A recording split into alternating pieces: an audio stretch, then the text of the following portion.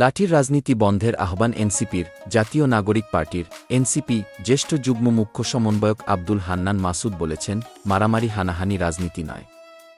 রাজনীতি হচ্ছে দলমত নির্বিশেষে একসঙ্গে বসে চা খাওয়া। আমি সবার উদ্দেশ্যে বলছি, আপনার সন্তানদের হাতে লাঠি নিতে নিষেধ করবেন। যার জন্য হাতে লাঠি তুলে নিচ্ছে, কালকে কিন্তু সে তা মনে রাখবে না।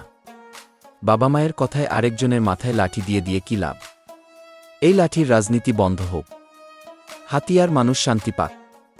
শুক্রবার ২৮শে মার্চ রাতে হাতিয়া উপজেলার সোনাদিয়া ইউনিয়নের চরচেঙ্গা বাজারে এক পথসভায় তিনি এসব মন্তব্য করেন। জ্যেষ্ঠ যুগ্ম মুখ্য সমন্বয়ক হান্নান মাসুদ বলেন, হাতিয়াতে যেমন রাস্তাঘাট হবে, ব্রিজকালভার্ট হবে, ফেরি হবে, হাসপাতাল হবে, নদীভাঙন রোধ হবে, এর চাইতে বড় বিষয় হচ্ছে হাতিয়ার মানুষের মনের শান্তি। শান্তি হানাহানি মারামারি দিয়ে সম্ভব নয়। এই জন্য কারো জন্য কেউ যেন লাঠি হাতে না নেয়। সবাই নিজ নিজ জায়গা থেকে সামাজিক বন্ধন দিয়ে করুন। মানুষকে বোঝান, মারামারি হানাহানি রাজনীতি না।